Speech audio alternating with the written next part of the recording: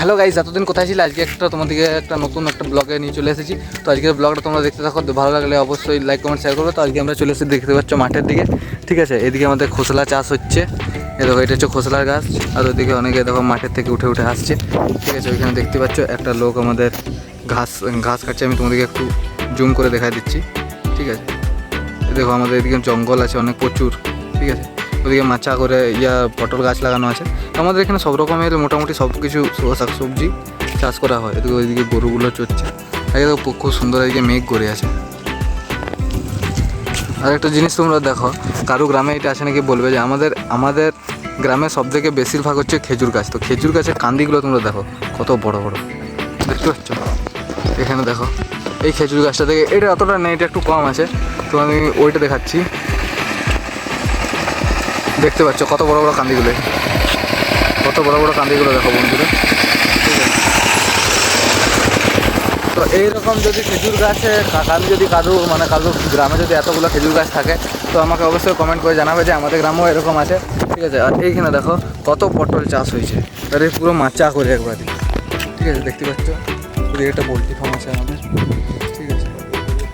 এই পরিবেশটা তোমরা বন্ধুরা কোথাও পাবে না, এটা শুধু একমাত্র গ্রামগঞ্জেই পাওয়া যায়। তো মাচা রয়েছে, রাস্তাটা কত সুন্দর লাগছে দেখো। এমন মনে হচ্ছে যেমন গুহার মতো লাগছে, গাছগুলো এমন একে উপরে উপরে মানে শুয়ে আছে, সেরকম কি সুন্দর লাগছে দেখতে, একবারে পরিষ্কার লাগছে। তো দেখতে পাচ্ছ তো পুরো একবার। তো দেখো গাইস কি সুন্দর লাগছে রাস্তাটা। তো যদি ভিডিওটা ভালো লাগে অবশ্যই লাইক কমেন্ট শেয়ার করবে। আর আমার আরও ভিডিও নতুন নতুন ভালো ভালো ব্লগ দেখার জন্যে আমাকে অবশ্যই সাবস্ক্রাইব ফলো করে দেবে। দেখতে পাচ্ছ পোলট্রি ফার্মটা দেখো, এটা অনেক পুরনো পোলট্রি ফার্ম, ঠিক আছে। তো গাইস ভিডিওটা দেখতে থাকো। আপাতত আমরা চলে এসেছি, তো তোমাদেরকে যেখানে মানুষের সবাইকার মানে শেষ হয়, সব জিনিসের যেখানে শেষ, সেখান থেকে আজকে তোমাদেরকে আমি শুরু করছি, ঠিক আছে। তো তোমরা দেখো আমরা এখন আমাদের শ্মশানে চলে এসেছি, ঠিক আছে। এদিকে দেখতে পাচ্ছ একটা গাছ আছে, ঠিক আছে। এটা হচ্ছে আসদ গাছ, ঠিক আছে।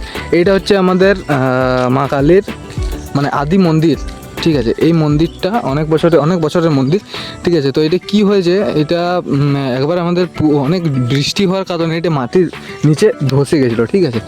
তো ধসার ফলে উপরটা ভরাট করে দেওয়ার জন্য এটা অনেক নিচে নামিয়ে গেছে, ঠিক আছে। তো এখানে দেখো রিসেন্ট আমাদের এখানে অনেক মানে মোড়া পুরানো হয়েছে, সেই জন্য এখানে কাঠগুলো এখনও এখানে রয়েছে, তোমরা দেখতেই পাবে, ঠিক আছে। তো এটা দেখো, এটা আমাদের আদি কালী মন্দিরটা। আর এটা হচ্ছে চুল্লি, এটা রিসেন্ট হয়েছে, আগে কিন্তু এটা ছিল না, ঠিক আছে। তো এটা হচ্ছে চুল্লিটা, আর ওইটা হচ্ছে এখন আমাদের মানে আপাতত এটা হচ্ছে মায়ের মন্দিরটা, ঠিক আছে। এটা এখনও হচ্ছে নতুন, এটা এখনও মানে শুরু হয়নি, এটা মানে স্টেজটা যেটা করেছে ওটা করে রেখে দিয়েছে। এটা কিন্তু মন্দির হবে পরবর্তীকালে, ঠিক আছে। এখন মাকে এখন এখানেই রাখা হয়েছে, তিরপল দিয়ে, তাও ঝড় হয়েছে বলে তিরপলগুলো এগুলো সরে গেছে, ঠিক আছে। তো আমাদের এখানে মা অনেক জাগ্রত। কিছু বছর আগে তোমাদেরকে একটা ঘটনা বলি, মানে কিছু বছর আগে বলতে 8 বছরেরই ঘটনা, কি আমাদের এটা বরাবর পুজো করা হয় এই মুখে, যে মুখে তোমরা এখন দেখতে পাচ্ছ, মানে এই দিকের মুখে। এটা কোন মুখে? দক্ষিণ মুখে পুজো করা হয়, ঠিক আছে। কিন্তু 8 বছর কী হয়েছিল, কিছু কারণ ভুলবশত হবে, এটাকে এইদিকে রেখে মানে উত্তরমুখী পুজো করা হয়েছিল।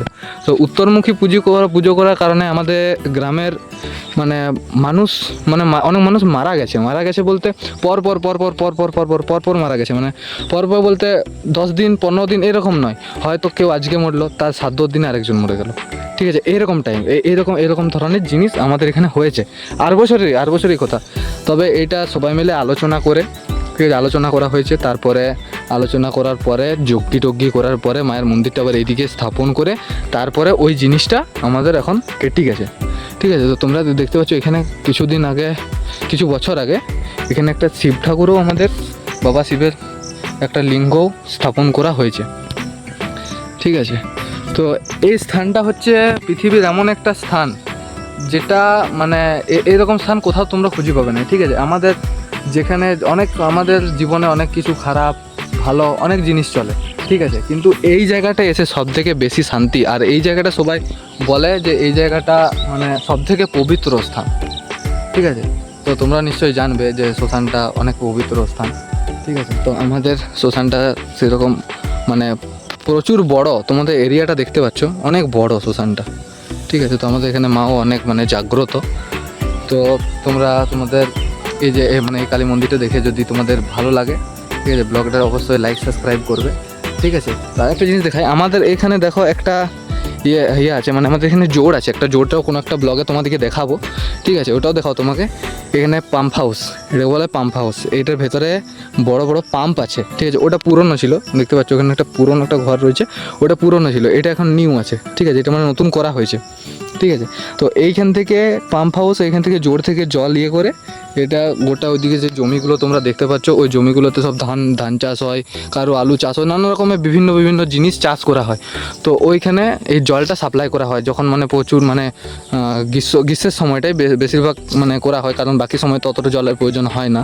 তো যখন জল থাকে না তখন এই পাম্প হাউসটা ইউজ করা হয় আমাদের। তো সেটা আমাদের মা শ্মশানকালীর পাশেই আছে, ঠিক আছে। এখানে একটা টিউবওয়েলও আছে, যারা মানে মনে করো কেউ রাস্তার ধারে পেরোচ্ছে, যারা মানে খুব তৃষ্ণা পেয়েছে, তারা এখান থেকে জল খেতে পারে, এটা খাবার জল, ঠিক আছে। এখানে দেখো একটা নতুন পুকুরও কাটানো হয়েছে, ঠিক আছে, নতুন একটা পুকুর কাটানো হয়েছে, এটা সম্ভবত মাছও আছে, আমি ঠিক জানি না, ঠিক আছে। তো তোমরা দেখতে পেলে কত সুন্দর জায়গাটা, এই জায়গাটা হচ্ছে সবথেকে বেশি পবিত্র স্থান, সবাইকার নিশ্চয়ই এই জায়গাটা খুব ভালো লাগবে। কারণ এই জায়গাটায় যদি তুমি 1 ঘন্টাও যদি বসতে পারো না, মনে করো তোমার প্রচুর খুব টেনশন, মানে ঘরে প্রচুর ঝামেলা ঝঞ্ঝট হোক, যাই হোক, নিজের পার্সোনাল কিছু হোক বা কোনো কাজের জন্য তুমি ডিপ্রেসড আছো, ঠিক আছে। তো তুমি যদি এই জায়গাটায় এসে পরে একবার বসো না, শুধু এই জায়গাটা নয়, প্রত্যেকটা গ্রামের প্রত্যেকটা শ্মশানে যদি এই জায়গাটায় এসে পরে তুমি 1 ঘন্টাও বসো, আমি বলছি ভাই লিটারেলি তোমার মানে মাইন্ডটা পুরো ফ্রেশ হয়ে যাবে, ঠিক আছে। এটা একটা এত শান্তির জায়গা, ঠিক আছে। কারণ এইখানে এসে আমাদের সবাইকার সব জিনিস, যত টাকা পয়সা ধন সম্পত্তি যা আছে সব এখানে এসে মিলিয়ে যায়, ঠিক আছে। কেউ কোনো দিন যতই টাকা থাকুক, যতই পয়সা থাকুক, তুমি কিন্তু কোনো দিন কোনো জিনিস নিয়ে যেতে পারবে না, যা করবে তোমাকে বেঁচে থাকতেই করতে হবে, ঠিক আছে। এইখানকে একবার চলে এলে শান্তি, তোমার কোনো টেনশন না, কোনো কিচ্ছু থাকবে না, তুমি টাকা পয়সা কিচ্ছু নিয়ে যেতে পারবে না, এটা এমনই একটা জায়গা, ঠিক আছে।